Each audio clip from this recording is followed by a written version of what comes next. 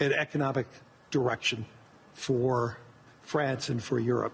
If you had to prioritize to transform France and Europe as fast as possible, you close saying, yes, we are slow, yes, but what can we do right now to really accelerate it, to broaden the economies across Europe, that we have more participants? Is there any one silver bullet that you could do to really accelerate that type of growth? I don't think there is one silver bullet, but I think on the very short run, given the situation in some critical sectors, I think the European preference is a necessity because we are desynchronized with the others. And the second one is clearly a big bunch of simplifications. The 28th regime, which is being prepared by the Commission, and the deepening of the single market is key. And this is why I insisted on capital market union. I think if we deliver European preference and capital market union, here are two game changers. Well, you know, I've been talking about the capital market union in Europe as one of the major hindrances compared to the U.S. And so, yes, but I do believe, as we witnessed starting last year, we're starting to see it accelerate this year, you're starting to see more international flows coming back to Europe. And so that is beginning, and so I do believe that will accelerate. But in terms of priorities, if you had to tell the Commission, what should they be more swift in terms of transforming Europe faster, so it can compete with the U.S., compete with Europe, and exceed China and Europe, China and the U.S.?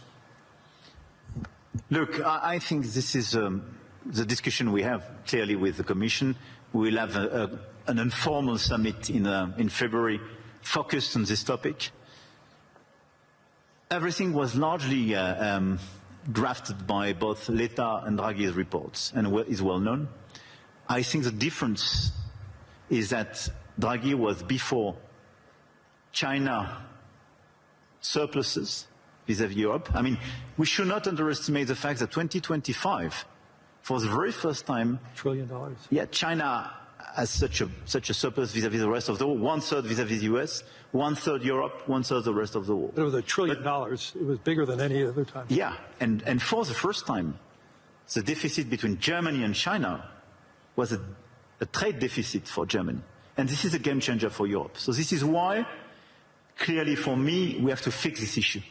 And second, it's about the tariffs. So if I have to tell you what could change the game and our approach for all of us in the year to come, for me it would be a bunch of simplification with all this omnibus package for the Commission, sector by sector, European preference, capital market union, and dismantling of the tariff between US and Europe. Because in such a context, what doesn't make sense is to have tariffs between allies. Right. We have to fix the war in Ukraine. We have to help the Ukrainians to resist and find a sustainable peace. We have to fix prosperity in democracies. I mean, it doesn't make sense to have tariffs and be divided, and even to threaten now with additional tariffs. We can use the crazy thing is that we can be put in a situation to use the anti-coercion mechanism for the very first time vis-à-vis the US if they put additional tariffs. Can you imagine that? This is crazy.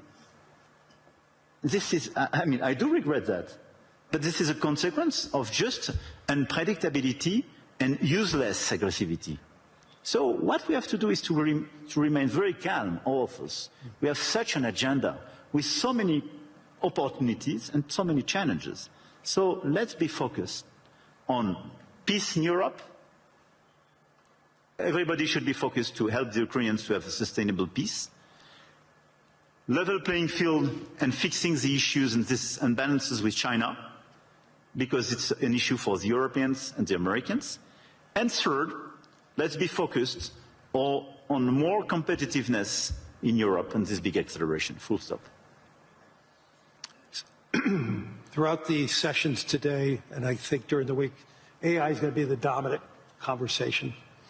And the question is, how does AI develop in Europe? I know there was one conversation already being held on that. What is your vision of AI for France specifically? Look, we are strong believer, and 1 year ago we organized this AI summit in Paris, and we are one of the most vibrant ecosystem in Europe. Thank you very much, Lai, for your words. Your Majesties, distinguished heads of state and governments, President Lagarde, ministers, ambassadors, business leaders, ladies and gentlemen. I'm extremely happy to be here, and it's great to be here, as the Financial Times would say. And it's a time of peace, stability, and predictability.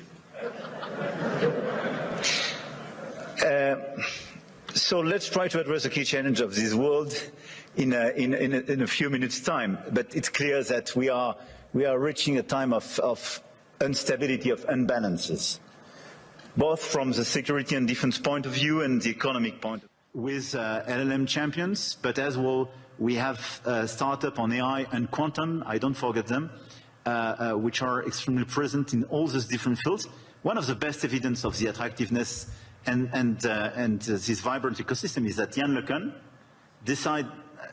when he decided to leave Meta and set up his own company, established it in France, right, a few weeks ago, which is for me a good evidence. Big win. A big win, and we will do our best to help him to work. This is a global company, but incorporated in France and established in France with these tenants. So we have all these assets. But what is important for me now is to invest, to help all the startups and the companies in this sector to do much more and to increase, but to do my best in order to make sure that their domestic market is the EU market and not just the French one. Right. And when we speak about strengthening the single market, this is this point.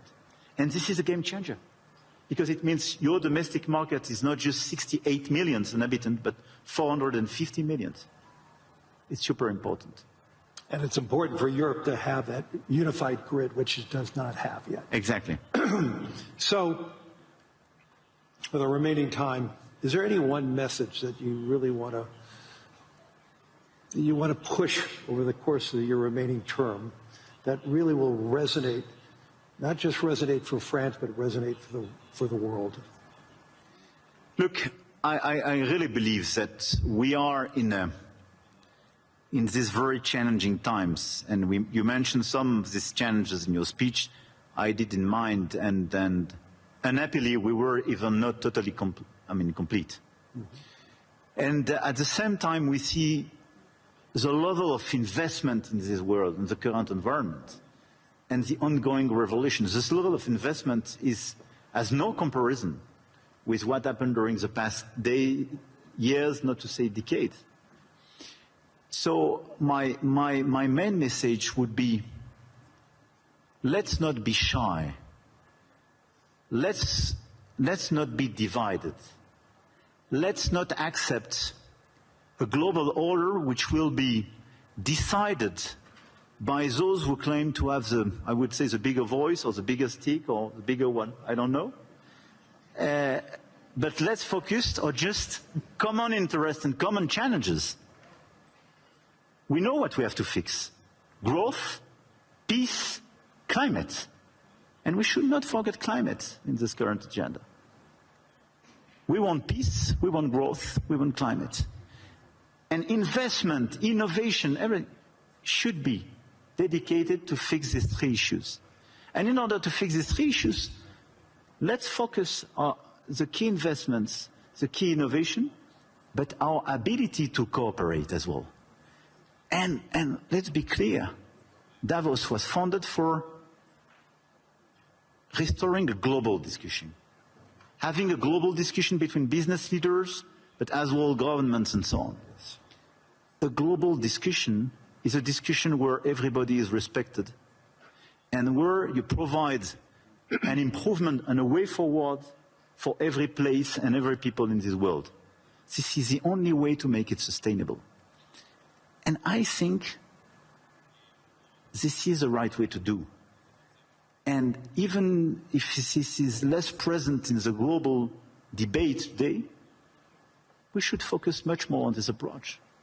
More cooperation, and let's focus on our key challenge to deliver peace, prosperity, and decarbonization of our economies for our fellow citizens. This is our duty. As business leaders, as head of states and governments, and we have everything in order to deliver this agenda. Just let's be coordinated. Let's not waste time with crazy ideas. Let's not open Pandora box or new topics. And it's not a time for new imperialism or new colonialism. This is a time of cooperation in order to fix these three global challenges for our fellow citizens. Full stop. We ran out of time. I want to thank the President of the Republic of France, Emmanuel Macron, for his wisdom, but most importantly, for your humanity and your leadership. Thank you, Larry. Thank you, Larry. I appreciate it.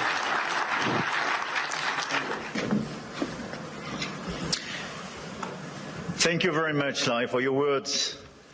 Your Majesties, distinguished heads of state and governments, President Lagarde, ministers, ambassadors, business leaders, ladies and gentlemen. I'm extremely happy to be here, and it's great to be here, as the Financial Times would say. And it's a time of peace, stability, and predictability.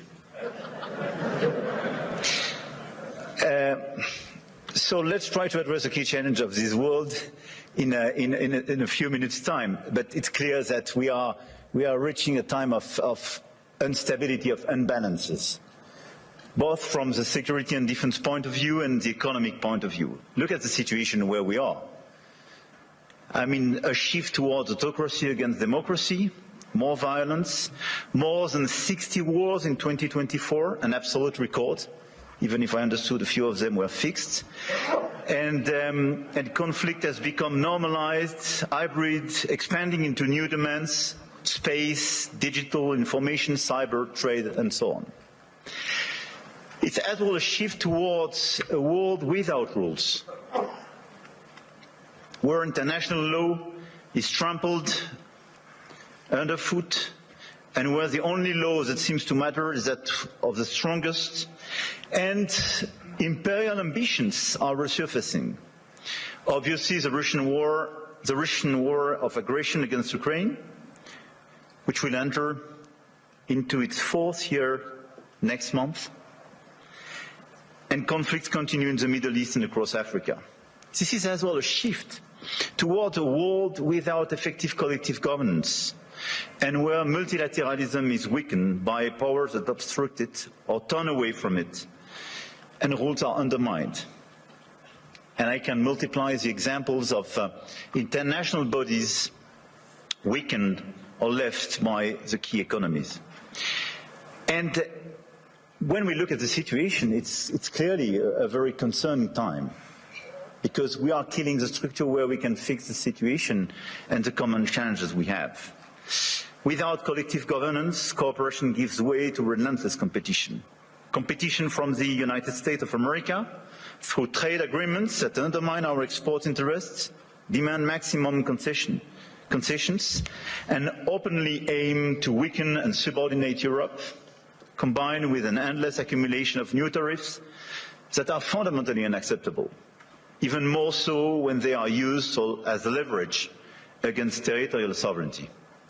And competition from China, where massive excess capacities or distortive practices threaten to overwhelm entire industrial and commercial sectors. Export control has become more dangerous new tools, destabilizing global trade and the international system. And the answer, in order to fix this issue, is more cooperation and building new approaches. And it's clearly building more economic sovereignty and strategic autonomy, especially for the Europeans, which is for me the core answer. In this context, I want to exclude two approaches. The first approach would be to I would say, to passively accept the law of the strongest, leading to vassalization and bloc politics. I think accepting a sort of new colonial approach doesn't make sense. And all the head of state and government and business leaders, which would be too complacent with such an approach, will take a huge responsibility. The second will be to adopt a purely moral posture, limiting ourselves to commentary. That path would condemn us to marginalization and powerlessness. Faced with the brutalization of the world, France and Europe must defend an effective multilateralism because it serves our interests and those of all who refuse to submit to the rule of force. And for me, the two answers are, on one side, more sovereignty and more autonomy for the Europeans. On the other side, an efficient multilateralism to deliver results through cooperation. Obviously, France and Europe are attached to national sovereignty and independence, to the United Nations and to its charter. And it's not an old-fashioned way to live multilateralism. It's just not to totally forget what we learned from the Second World War and remain committed to cooperation. And this is also because of those principles that we have decided to join the mutual exercise in Greenland without threatening anyone, but just supporting an ally and another European country, Denmark. Facing this order and this new situation, this year France holds the G7 presidency with a clear ambition: to restore the G7 as a forum for frank dialogue among major economies and for collective and cooperative solutions. Trade wars, protectionist escalation, races towards overproduction will only produce losers. This is why addressing global economic imbalances is our key priority. And if we look at the situation, the current imbalances are due to some key phenomena, and we all have to deliver our own agenda. This includes American overconsumption, Chinese underconsumption and overinvestment, and European underinvestment and lack of competitiveness. And these imbalances are also reflected in development gaps, by the way, and we can no longer settle for aid that neither delivers sufficient results nor enables countries to escape poverty. So our objective through the G7 is to demonstrate that the world's major powers are still capable of reaching a shared diagnosis of the global economy and committing to concrete actions. Cooperating is not about blaming others. It is about assuming one's share of responsibility and contributing to solutions. So the objective of this G7 will be to build this framework of cooperation in order to fix the roots of these imbalances and restore efficient convergence and cooperation through multilateral frameworks. And the other objective is as well to build bridges and more cooperations with the emerging countries, the BRICS and the G20, because the fragmentation of this world would not make sense. Here, this point is for, I would say, the global agenda and how our G7 agenda. On the other side, we have the European answer. And for me, Europe clearly has to fix its key issues: the lack of growth, the lack of GDP per capita growth, and the three pillars of our strategy in order to deliver more sovereignty, more efficiency and more growth would be based on protection, simplification and investment. Because the diagnosis is well known, European competitiveness still lags behind that of the US, and in the current global order, facing precisely the Chinese approach, we have to react. So first, protection. Protection doesn't mean protectionism. But today's Europeans are too naive. This is the unique market open to everybody without checking level playing field. Nobody can access the Chinese market as people are accessing the European market for sure. But even if you take the US and a lot of other countries, the level of protection does exist for investment and trade.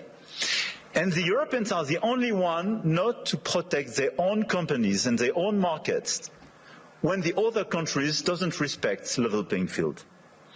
This is why we have to be much more realistic if we want to protect our chemical industry, our industry, from the automotive sectors to a lot of others, because they are being literally killed by the lack of respect of a normal framework and level playing field. Europe has very strong tools now, and we have to use them when we are not respected and when the rules of the game are not respected, by the way. The anti-coercion mechanism is a powerful instrument, and we should not hesitate to deploy it in today's tough environment. We must also advance the principle of European preference. There is a North American preference in your market. There is no European preference today. We are progressively creating it, and in the latest documents and decisions taken by the decisions, we do have the first examples of that, but this is extremely good. And we are currently aligning closely with Germany to deliver an ambitious and simple framework. And this is a decisive project, and I count on the European Commission to present a proposal as well by early 2026 with the highest possible level of ambition in order to deliver, I would say, across the different sectors, the principle of European preference. This is a necessity. We must act on imports as well regarding this protection issue. And in the context of escalating trade tensions and Asian overcapacities, Europe must strengthen its trade defense instruments, including mirror measures to enforce regulatory standards, and we must improve the quality and added value of foreign direct investments, targeting projects with strong export potential. And this is core for the rebalancing with China. China is welcome, but what we need is more Chinese foreign direct investment in Europe in some key sectors to contribute to our growth, to transfer some technologies, and not just to export towards Europe some devices or products which sometimes don't have the same standards or are much more subsidized as the one being produced in Europe.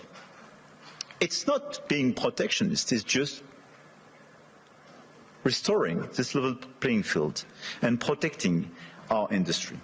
So from safeguard clauses to mirror clauses to European preferences and incentives for more FDIs, this strategy is absolutely key. And in parallel, protecting our economies will also require a resilient strategy on both imports and exports to de-risk supply chains, particularly for raw materials, rare earths, semiconductors, chips, and to diversify our trade partners. The second pillar of the European economy and the European strategy should be simplification. And when I speak about simplification, we started with CSRD, CSDDD, and we have to do much more on different sectors, and we did it during the past few weeks on automotive, and we have to do it on chemical, digital, AI, banking, and so on. And the core of this simplification is sometimes to get rid of some recent regulations when they desynchronize in a certain way the European Union in comparison with the rest of the world. But we have as well to accelerate the deepening of the single market. On all these sectors, the 450 million inhabitants and consumers market should be the domestic market of all the EU companies. It's not yet the case as long as you have complexities. In doing so, we must ensure respect, technological neutrality and non-discrimination within the European Union. This is another pillar, another point of simplification. Neutral approach in terms of technology and non-discrimination. We discriminate during such a long time between the different sources of energies. It's counterproductive for the Europeans themselves. Companies have a role to play, and we must act, and you must act. And clearly, you must help identify and concretely help us to simplify where it is needed. But for me, this agenda of simplification is not a matter of discussion. but just implementation, speed and scale. The third pillar of the European strategy for more competitiveness and more autonomy is based on investment and innovation. We have to invest much more. If there is a GDP per capita so different between the US and Europe, 65% to 70% of the explanation is due to the difference in terms of innovation. And the US was much more innovative because of public and private investment. So in our budget for the months to come, because we will negotiate during the years, this year in Europe, we have to invest much more money in the critical sectors where the innovation will be made. AI, quantum, green tech, but that will defense and security. The size of our common budget is not the right one. We have to invest much more money in order to be much more credible and accelerate this innovation agenda. But at the same time, if you look at the situation, we don't have sufficient private investment. And this is one of the main differences. We do have the savings as the Europeans, much more than the US, by the way. But this saving is overinvested in bonds and sometimes in equities, but outside Europe. So this is why the top priority should be securitization program. It is prepared, we have to accelerate the implementation. And second, capital market union. Precisely in order to have more integration and simplification, but to have an efficient capital market union in order to invest much more money and use our savings to be invested on innovation and equity in Europe. This agenda for me is our top priority, both the global and the European one. And it is to be implemented in the months to come, because everything is about acceleration. And France is committed to deliver this agenda. We work very closely with our key partner.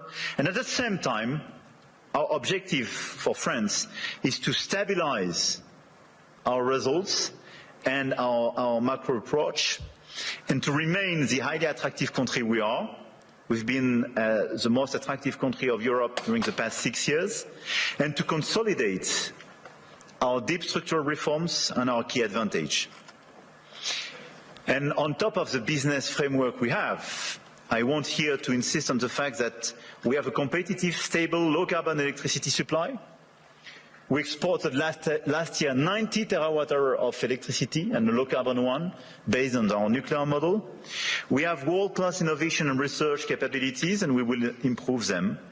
And we have one of the most vivid and active ecosystem in AI, quantum computing, energy transition, etc., and a lot of the startups and unicorns and large caps of these sectors are with me in my delegation today.